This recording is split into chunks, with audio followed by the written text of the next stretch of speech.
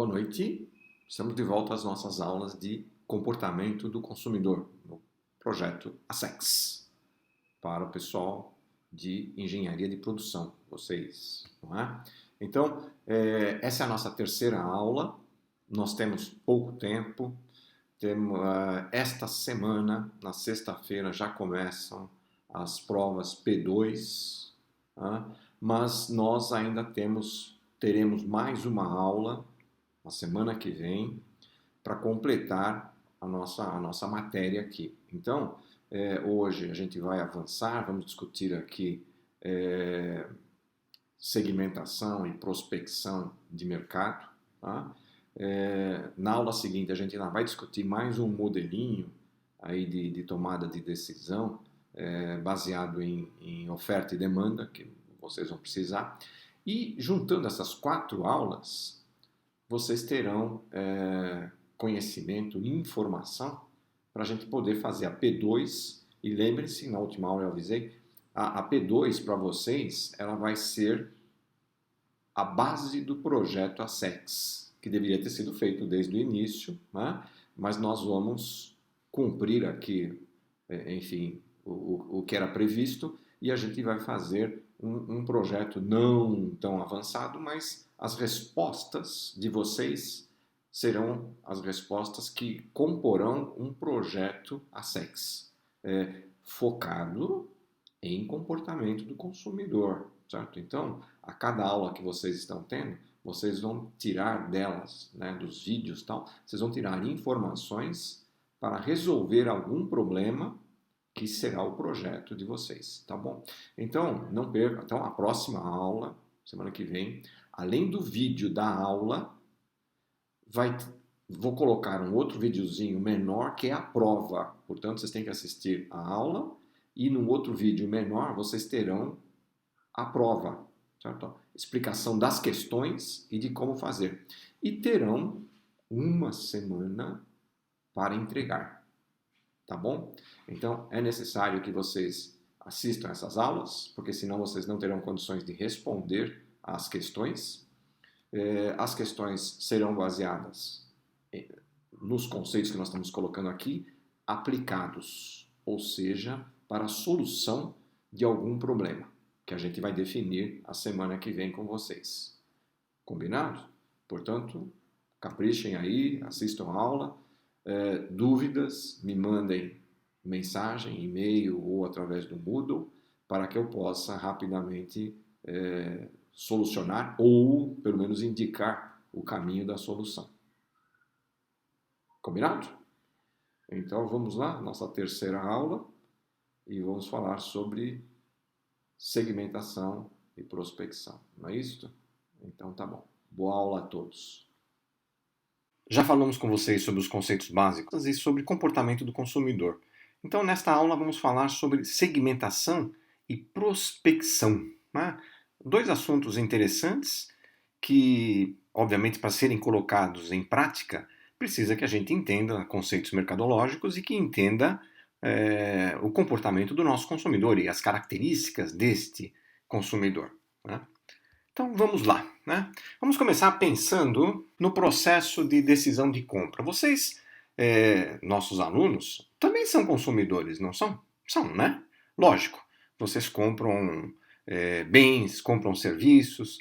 E como é que se dá esse processo de decisão de compra? Né? Como é que vocês decidem comprar? A gente discutiu já em comportamento do consumidor 5 modelos que podem nos ajudar, nós marqueteiros, né, podem nos ajudar a entender por que a decisão de compra foi por um produto mais barato, ou porque foi um produto da moda, ou porque foi um produto que atende determinado tipo de necessidade que nós temos, enfim, podemos utilizar os modelos lá. O que nós vamos discutir aqui não é essa questão da decisão do indivíduo na compra, mas é o processo de compra. Né? Como é que funciona isto?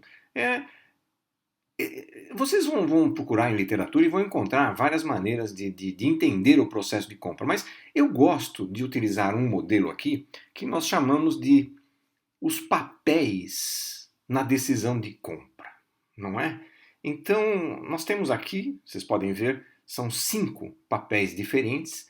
Vou explicar cada um deles.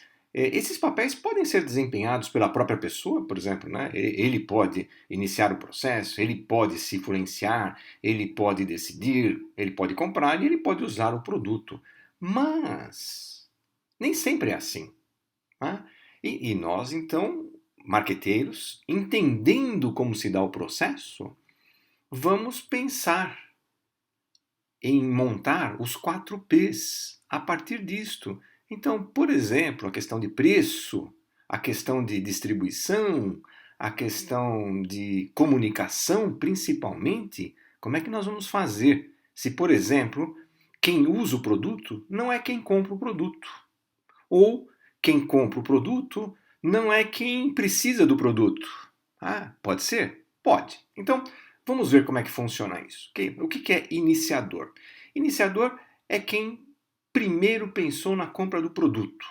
Ah, por exemplo, vamos ver o seguinte: vocês estão fazendo faculdade. Ah, esse processo de decisão de vocês fazerem faculdade partiu de vocês mesmos ou o pai, a mãe, o namorado, a namorada é quem iniciou o processo, mostrando para vocês a necessidade de se ter uma faculdade, de ter um curso de graduação, por exemplo, tá bom? Segundo passo, influenciador. Quem exerce influência sobre a compra? Opa, aí a gente está vendo uma coisa interessante que vocês no curso de marketing digital depois vão discutir a questão dos influencers, não é? Aqui nós temos aí o influenciador. Não é exatamente quem compra o produto, ou quem vai comprar o produto, ou quem vai usar o produto, mas quem é esse influenciador? É quem ajuda a pessoa que está comprando a tomar a decisão, né? Dando palpite, dando sugestões, até direcionando a compra da pessoa. Decisor. Bom, quem decide a compra. Por exemplo, se nós formos falar de B2B, Business to Business, que é uma empresa vendendo para outra empresa. Né? Nesse momento, quem decide se a compra pode ser feita ou não? Quem decide que tipo de fornecedor vai ser feito?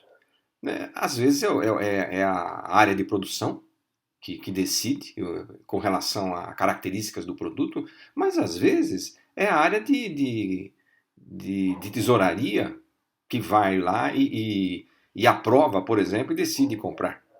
Tá bom? Comprador. Quem faz a compra? Quem vai lá na loja comprar? Quem vai buscar o produto? Quem fecha o negócio? E por último, o usuário que é aquele que consome o bem ou serviço. Né? Deixa eu dar um exemplo para vocês, assim, bobinho, mas que pode mostrar essa diferença. Vamos falar de roupa para bebês, né? Ou roupa para recém-nascidos. Okay? Quem que compra? Né? Bom, vamos começar pelo usuário, né? Quem que vai usar a roupa? O bebê. Mas o bebê, ele diz que precisa da roupa, é ele que diz, olha, comprem desta marca, que essa marca é melhor, ele que decide comprar, ele que vai comprar. Não, ele é simplesmente o usuário, ele não participa da decisão de compra.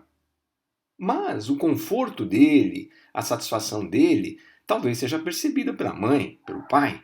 E aí eles vão ver se a roupa serviu, se não serviu, se é bonita, se não é bonita. Okay? Então, iniciador. Quem primeiro pensou na compra do produto? Pode ser a mãe. Pode ser o pai. Não é? Mas podem ser os avós, os tios, a madrinha, o padrinho. Né? Influenciador. Bom, talvez os amigos, talvez as amigas, talvez os parentes, talvez a avó, talvez a tia. Né? Quem decide comprar? Bom, a mãe ou o pai. Mas quem vai comprar? Talvez até nem seja a mãe se ela acabou de dar à luz. Né? Alguém vai comprar no lugar dela, vai lá comprar o produto. Né? Então vejam, precisamos entender tudo isso porque na hora de que nós formos fazer a comunicação desse produto, quem será o nosso principal alvo nessa comunicação? A mãe? O bebê com certeza não, né? Mas talvez a tia, o tio, a avó, o avô, o, o pai. Será que o pai se interessa pela compra de roupa para o seu filho recém-nascido? Olha, eu vou dizer uma coisa por experiência, eu acho que os pais nem dão palpite nisso, viu? Mas pode ser que eu esteja errado, né? E aí nós temos aí as gerações diferentes que nós vimos na matéria marketing digital e que podem talvez estar mudando o comportamento. Não sei, quem sabe. Então vocês comecem a pensar nisso. Cada vez que vocês forem comprar um produto, vejam como é que funcionou isso, né? Vou comprar um carro? Bom, e quem decidiu comprar o carro na família? A mãe, o pai, o filho? Uma coisa interessante, agora falando de carros, né? Eu não sei se essa estatística é válida ainda, mas até um tempo atrás era muito válida. No processo de compra de carro, as mulheres influenciavam em 70% das vezes. Sabe o que é isso? Quer dizer, o marido, o namorado, sei lá quem, vai lá comprar o carro e fica lá, mas quem decide o modelo, a cor, etc., é a mulher, é a namorada, lá na loja. Ele não vai dizer para os outros que foi a mulher que escolheu, mas é isso que acontece. Interessante, não é? Ok. A partir daí, entendendo então o processo de compra, vamos também avançar agora aqui e pensar no mercado. Dá para a gente atender a todo o mercado? O que é o mercado? Né? Discutimos isso já em sala de aula. O mercado é o conjunto de pessoas e instituições que podem e querem comprar o meu produto. Né? Não necessariamente já estão comprando, podem querer comprar no futuro, tá bom? Então, não dá para a gente atender a todo mundo, até porque necessidades, desejos, têm características diferentes, dependendo do local, dependendo da idade da pessoa. Então, como nós vamos fazer essa segmentação? Bom, aí vamos pegar então também aqui 5 maneiras diferentes. Então, quando a gente for discutir, por exemplo, marketing de massa, a gente não vai pensar em segmento de mercado, mas vamos pensar em todo o mercado. Então, marketing de massa significa eu fazer os 4 P's, pensar os 4 P's, mas de uma maneira única, para todo mundo. Né? Pensar assim. Então, por exemplo, quando a gente fala de comunicação da Coca-Cola, a gente está dizendo que é uma comunicação de marketing de massa. Ela não faz especificamente para o homem, ou especificamente para a mulher, ou especificamente para o americano, ou para o japonês. Ela faz para todo mundo a comunicação. Não é? Então, por exemplo, e o próprio produto também, o produto Coca-Cola, a regular Coke, é para todo mundo. Não tem uma distinção, uma diferenciação. Tá bom. A partir daí, a gente pode pensar em segmentar o mercado. Então, aí nós vamos falar de marketing de segmento. Então, o que significa isso? Significa eu retalhar todo esse mercado, né, dividi-lo em partes, e cada parte vai obedecer às características de um determinado grupo. Né? Então, por exemplo, no caso de vestuário, por exemplo, eu tenho roupa para homens, roupa para mulheres, roupa para adolescentes, roupa para crianças, roupa para idosos, roupa para pessoas maduras, né? Roupas para pessoas gordas, roupas para pessoas magras e por aí vai. Isso chama-se segmento. Então a gente vai fazer um marketing de segmento direcionando os nossos 4 P's, a combinação deles, para as características do segmento. Perfeito? Ok. Terceiro, marketing de nicho. E aí, vamos tirar vamos dizer assim, não é uma dúvida, mas é uma confusão que é feita com o nome nicho. Todo mundo fala assim, bom, a empresa atua nesse nicho de mercado. Então, a maioria das pessoas utiliza nicho como sinônimo de segmento. Nós, especialistas em marketing, não vamos fazer essa confusão. Para nós, nicho é um segmento onde eu atuo sozinho ou majoritariamente.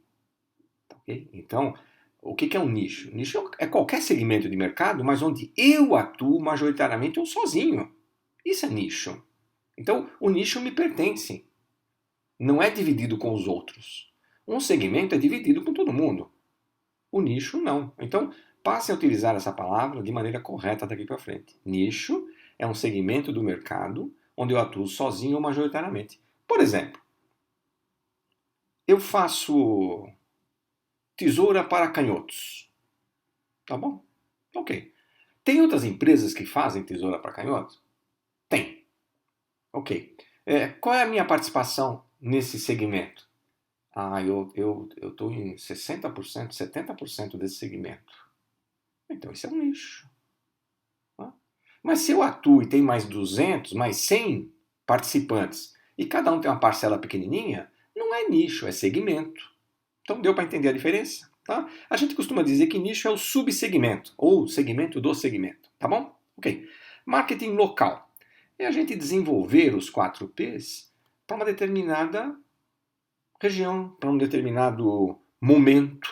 Né? Então, por exemplo, vamos colocar lá, quando a TAM, em festas juninas, colocava os seus atendentes lá no aeroporto, vestido com tranças, chapéu de festa junina, lenço, né, calça remendada, tudo isso. O que é isso? Isso nós vamos chamar de marketing local. Ele está atendendo a festa junina que é daquela região, né? Ou a festa do peão do boiadeiro, ou o carnaval, por exemplo. Então, isso nós vamos chamar de marketing local, que são atividades de marketing feitas para aquela segmentação que é aquela região, aquele local, naquele momento. Tá bom? E por último, o marketing individual, que seria assim o extremo da segmentação, que é eu tratar cada indivíduo separadamente. Dificílimo fazer isto, não é? Mas em algum momento, dependendo do tipo de produto, talvez seja necessário eu trabalhar essa questão do marketing one-to-one ou marketing um a um. Para fazer esta tal de segmentação, eu posso utilizar vários critérios. Nós temos esses 4 critérios aqui, vamos chamar de critérios básicos para segmentação, né? E que são usados pela maioria das empresas. Né? E vamos ver aqui qual é a tendência daqui para frente. Então, por exemplo, segmentação geográfica. Sim, é separar o consumidor, o mercado, por país, por estado, ou por microrregião, ou por município, ou por bairro, ou por CEP. Segmentação demográfica. Aquela que tem a ver com características intrínsecas da pessoa. Né? Por exemplo, idade, sexo, religião, raça, nacionalidade, estado civil. Né? Diferente da segmentação socioeconômica, que tem a ver não com a característica intrínseca, mas a característica, por exemplo, adquirida, né? E com relação a aspectos monetários. Né? Por exemplo, classe social, renda. Né?